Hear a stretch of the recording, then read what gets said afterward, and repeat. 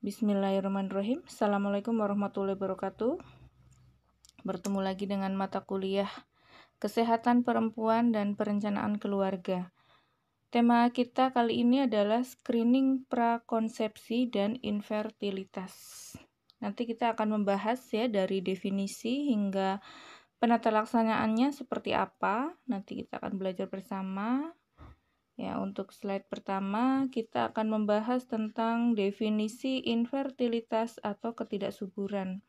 Ya, adalah ketidakmampuan pasangan usia subur atau PUS ya, disingkat PUS, untuk memperoleh keturunan setelah melakukan hubungan seksual secara teratur dan benar tanpa pencegahan lebih dari 1 tahun. Jadi yang dimaksud di sini adalah pasangan usia subur ini telah melakukan hubungan seksual secara teratur dan benar, ya, caranya benar tanpa pencegahan, ya. Maksudnya di sini adalah tanpa menggunakan alat kontrasepsi apapun, ya, baik itu alat ataupun metode kontrasepsi apapun, tidak menggunakan selama 1 tahun tapi belum memiliki keturunan atau belum hamil.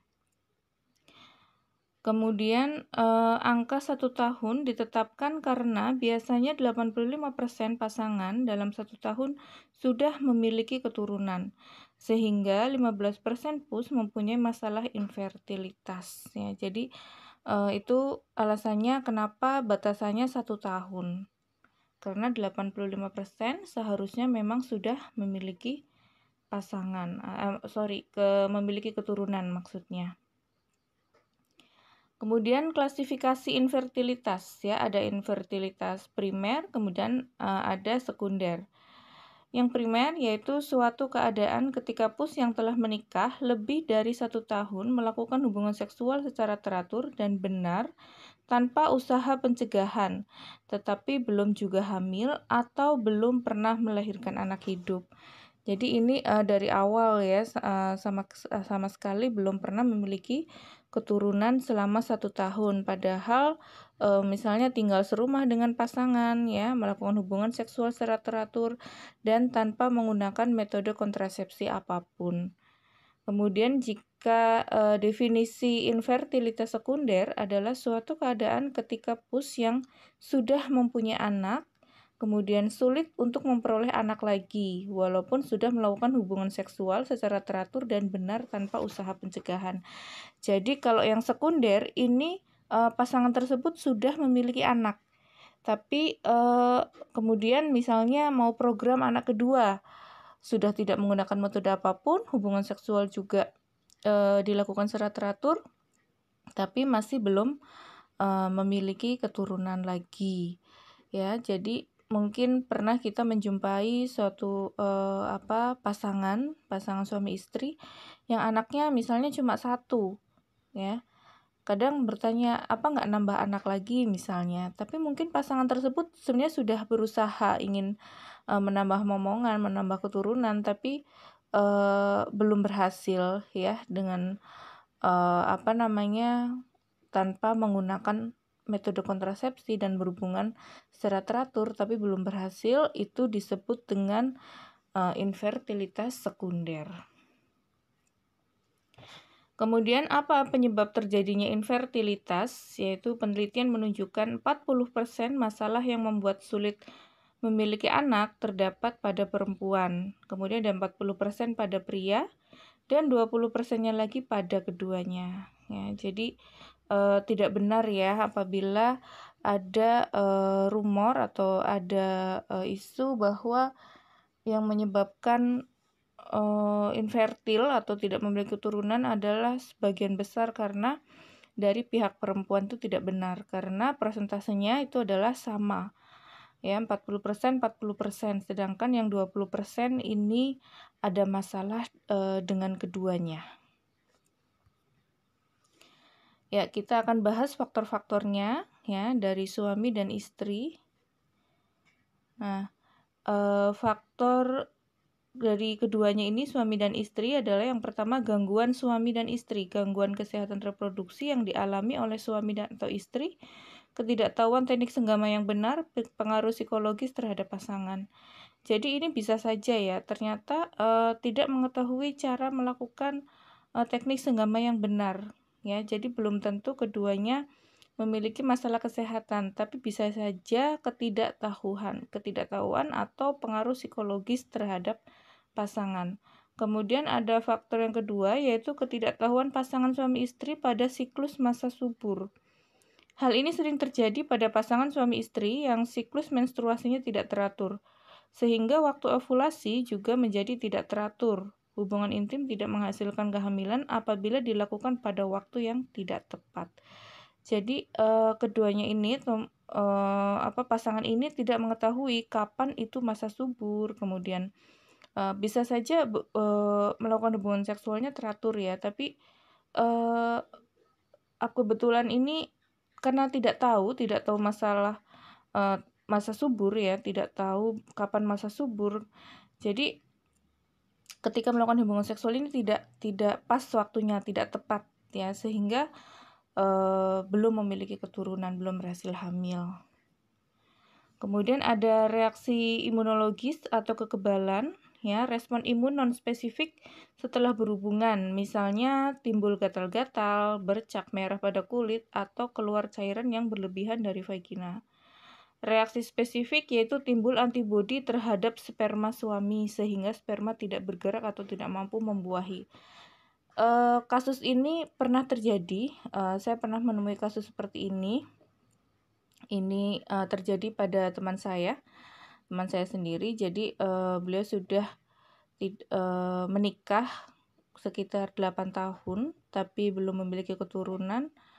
Berbagai cara telah dilakukan, tapi masih belum berhasil. Tapi setelah menemukan tenaga medis ya, atau dokter yang tepat, ternyata ditemukan bahwa ada reaksi spesifik itu tadi. Ya, dari dari pihak perempuannya timbul antibodi terhadap sperma, sehingga sperma ini benar-benar tidak ketika sudah melakukan hubungan seksual ya, ini tidak bergerak ya, tidak mampu membuahi, sehingga memang spermanya langsung mati. Jadi sebelum ketemu sel telur, sperma tersebut langsung mati, sehingga tidak bisa terjadi pembuahan. Kemudian setelah dilakukan terapi ya, akhirnya alhamdulillah sudah bisa hamil. Itu juga salah satu masalah yang terjadi pada keduanya. Kemudian adanya tumor otak, ini juga bisa saja ya, tumor ini mempengaruhi kerja hormon yang berhubungan dengan proses pematangan sel telur pada indung telur, sedangkan pada pria dapat menghambat produksi sel sperma pada testis.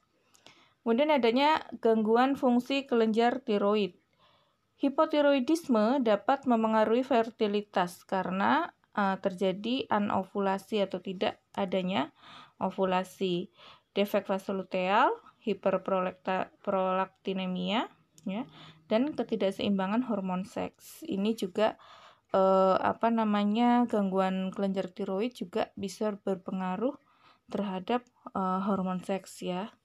Gitu. Jadi karena tidak terjadi ovulasi atau anovulasi.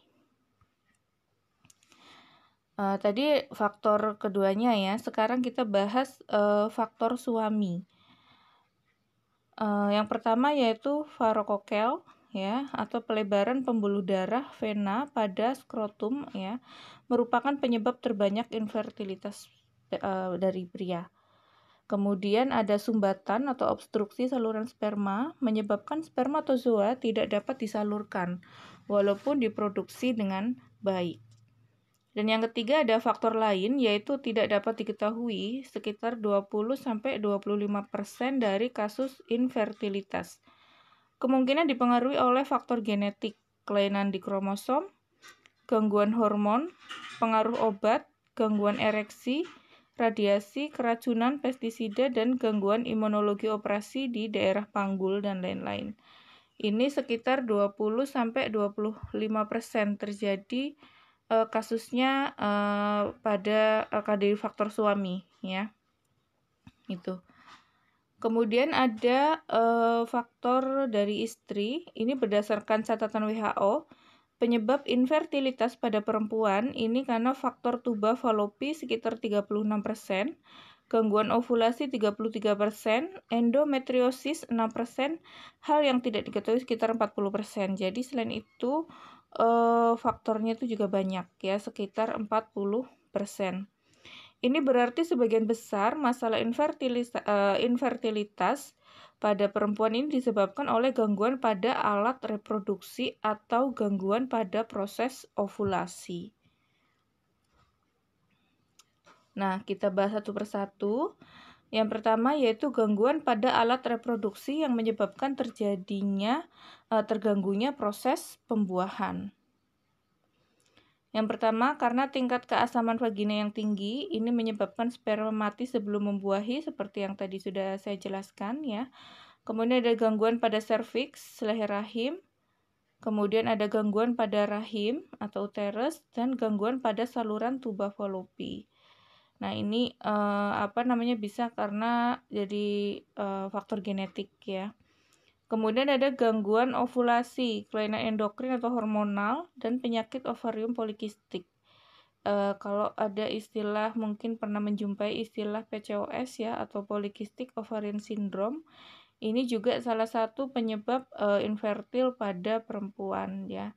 Penyebabnya banyak, bisa karena gaya hidup, kemudian berpengaruh terhadap hormonalnya ya, sampai terjadi obesitas, juga bisa pengaruh ke infertil, akhirnya menjadi PCOS ya. Gaya hidup tadi salah satunya juga bisa disebabkan dari faktor makanan. Ya, makanan tidak sehat itu juga bisa pengaruh. Kemudian ada stres ya. Stres ini penyebabnya macam-macam, bisa karena karir ya, kerja, atau mungkin masalah kehidupan sehari-hari.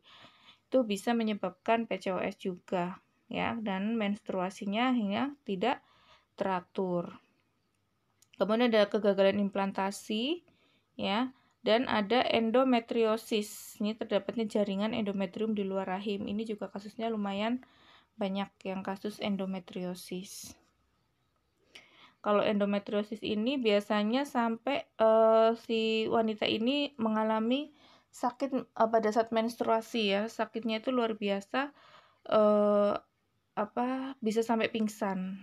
Nah, ini ketika dicek ternyata endometriosis. Ini juga penyebab infertil pada perempuan. Kemudian ada bagaimana pencegahan infertilitas ya. Nah, pencegahannya kita akan bahas yang secara umum dan secara khusus. Yang pertama secara umum yaitu melakukan pola hidup sehat yang teratur dan seimbang, mengatasi berbagai gangguan kesehatan reproduksi yang dialami. Ya, kemudian ada melakukan teknik senggama yang benar, mengatasi masalah psikologis bersama pasangan, kemudian berkonsultasi mengenai siklus masa subur, dan memperoleh informasi dan pengetahuan kesehatan reproduksi secara lengkap dan benar.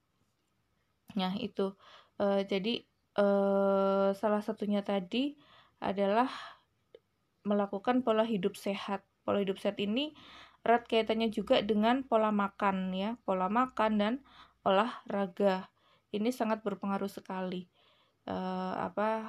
terhadap keseimbangan hormon wanita ya, terutama ya. Karena ini pengaruhnya dengan ovulasi atau pematangan sel telur ya. Kemudian ada pencegahan secara khusus, yaitu tangani infeksi pada alat reproduksi secara serius dan tuntas. Bila ada infeksi harus ditangani segera, kemudian berhenti merokok bila merokok ya, dan menghentikan penggunaan alkohol juga bila memang sering minum alkohol, serta konsultasikan penggunaan obat-obatan yang digunakan. Misalnya biasa menggunakan obat-obatan tertentu, ini juga bisa saja ada pengaruhnya dengan tingkat kesuburan. Kemudian pemeriksaan pasangan infertil ya. Ini syarat-syaratnya yaitu istri dengan usia 20-30 tahun baru diperiksa setelah berusaha mendapatkan anak selama 12 bulan atau 1 tahun ya. Jadi biasanya begitu. Kalau misalnya ada pasangan usia subur datang ke dokter, saya belum punya anak dok misalnya, biasanya ditanyain menikahnya sudah berapa lama gitu. Kalau belum 1 tahun, biasanya belum dilakukan pemeriksaan lebih lanjut karena batasannya memang tadi 1 tahun. Tapi kalau misal ada juga sih pasien yang akhirnya memang minta diperiksa ya, barangkali ada masalah, jadi bisa dilakukan terapi atau pengobatan lebih dini gitu. Tapi biasanya batasannya 1 tahun tergantung kondisi pasien tersebut. Kemudian istri dengan usia 31 sampai 35 tahun dapat langsung diperiksa ketika pertama kali datang. Nih, ketika istri ini sudah lebih dari 30 tahun biasanya udah bisa langsung diperiksa ya. Karena kenapa kok batas sampai 35 tahun? Ya, ini karena ada batasan usia subur ya seorang perempuan, yaitu sampai usia reproduktif ini sampai 35 tahun. Kemudian istri pasangan infertil dengan usia 36 sampai 40 tahun dilakukan pemeriksaan bila belum dapat anak dari perkawinan ini. Kemudian ada pemeriksaan infertil tidak dilakukan pada pasangan infertil yang infertil, maksudnya yang salah satu pasangannya mengidap penyakit yang dapat membahayakan istri dan anaknya. Ini tidak dilakukan karena takutnya membahayakan. Kemudian langkah pemeriksaan infertil. Yang pertama itu pemeriksaan umum, ya. Dilakukan seperti biasa pada pemeriksaan yang lain juga sama. Yang pertama tentunya melakukan anamnesis ya. Anamnesis umum dan anamnesis khusus. Anamnesis umum ini seperti biasa ditanyakan identitasnya, berapa lama menikah, umur suami istrinya berapa ya, frekuensi hubungan seksualnya bagaimana, tingkat kepuasan seks ya, penyakit yang pernah diderita, teknik hubungan seks, riwayat perkawinan yang dulu, apakah dari perkawinan yang dulu mempunyai anak atau tidak, umur anak terkecil dari perkawinan tersebut juga berapa. Ini maksudnya ke anamnesis secara umum. Kemudian ada anamnesis yang secara khusus ya.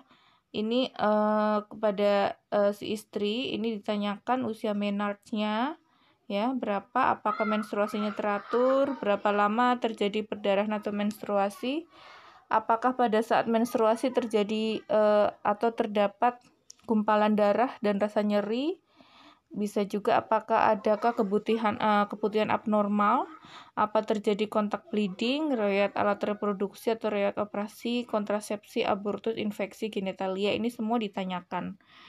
Kemudian pemeriksaan anamnesis khusus pada suami, ini bagaimanakah tingkat ereksinya, apakah pernah mengalami penyakit hubungan seksual atau apakah pernah sakit ya, parotitis epidemika itu. Kemudian dilakukan pemeriksaan fisik umum.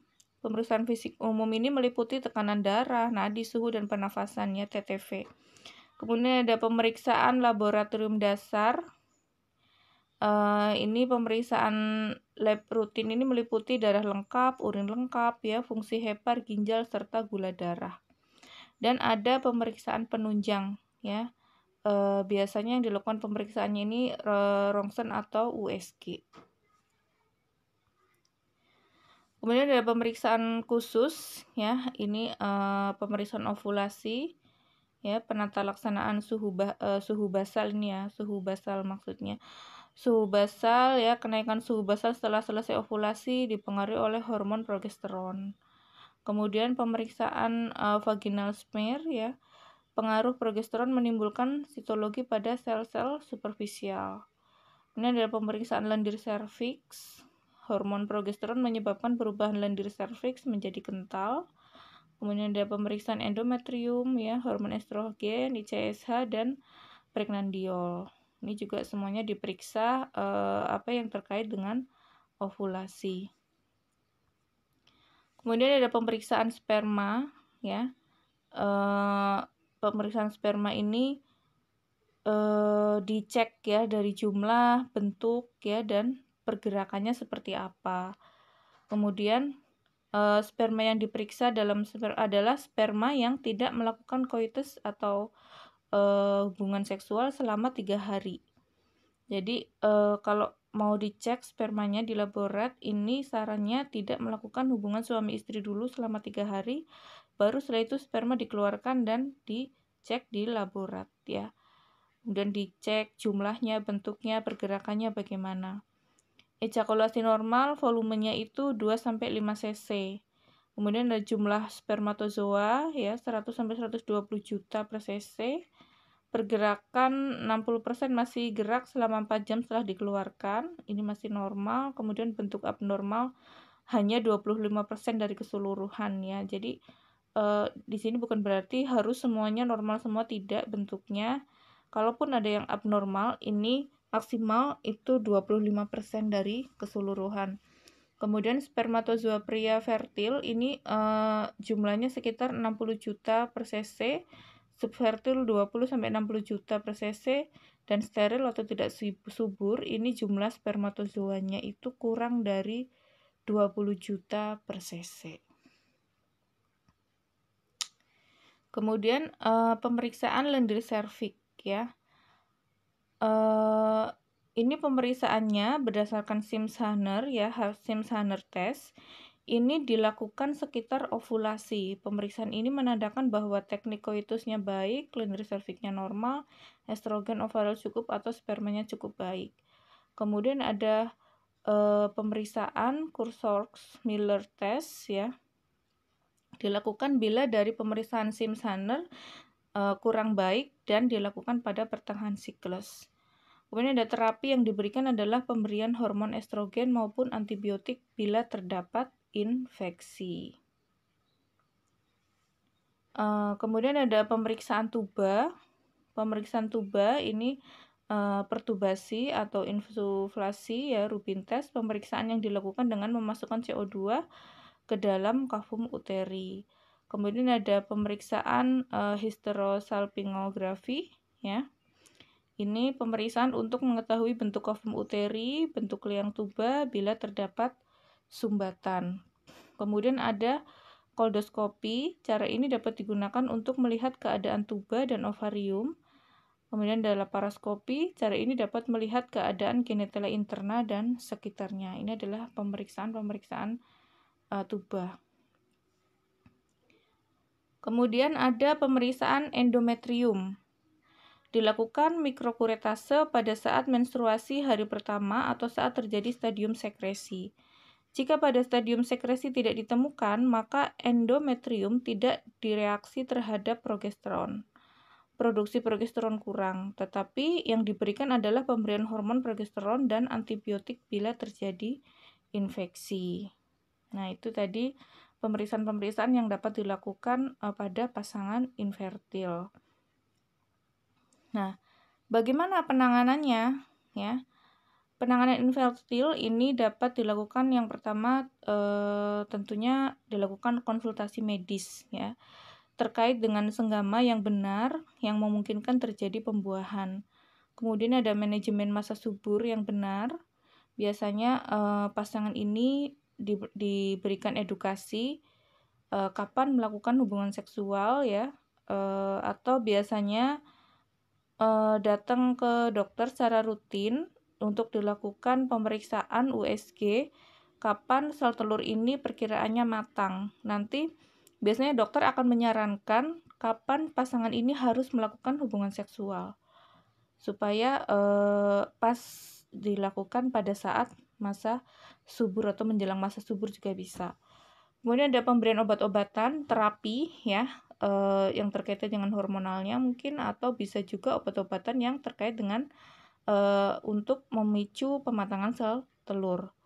Kemudian ada tindakan inseminasi buatan. Ini penanganan yang lebih lanjut ya, yaitu peletakan sperma ke folikel ovarian ya, intrafolikuler, kemudian atau bisa juga di uterus ya, intrauterin, cervix intraservikal, atau tuba fallopi intratubal. Perempuan dengan penggunaan cara buatan dan bukan dengan alami ya.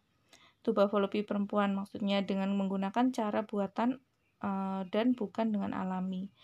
Ini adalah inseminasi buatan. Dan yang terakhir ya, ini adalah cara yang paling akhir dilakukan ketika cara-cara yang sebelumnya sudah tidak berhasil, yaitu program bayi tabung atau pembuahan in vitro.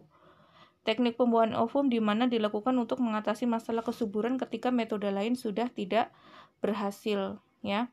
Ini biayanya juga cukup lumayan mahal, ya. Tapi tergantung jika memang pasien benar-benar menginginkan keturunan dan mereka mampu untuk melakukan program bayi tabung, kenapa tidak, ya. Tapi biasanya memang harus dilakukan beberapa langkah-langkah pemeriksaan, kemudian ada identifikasi kepada keduanya, ya. Kalau memang sudah berbagai cara dilakukan dan tidak berhasil, cara terakhirnya adalah melakukan program bayi tabung atau pembuahan in vitro. Ini pun tidak biasanya tidak serta-merta langsung berhasil dalam satu kali proses. Ada yang langsung berhasil, ada pula yang harus melewati beberapa kali proses bayi tabung baru berhasil. Semua juga tergantung dari kondisi pasangan masing-masing. Oke, itu kemudian itu tadi ya materi dari saya terkait dengan screening yang berkaitan dengan infertil. Semoga bisa dipahami, ya, bisa dipelajari dengan baik. Apabila ada pertanyaan bisa ditanyakan di kolom chat, silahkan. Atau kita nanti dilanjutkan dengan diskusi via grup. Ya, terima kasih atas perhatiannya. Semoga bermanfaat. Selamat belajar. Dan wassalamualaikum warahmatullahi wabarakatuh.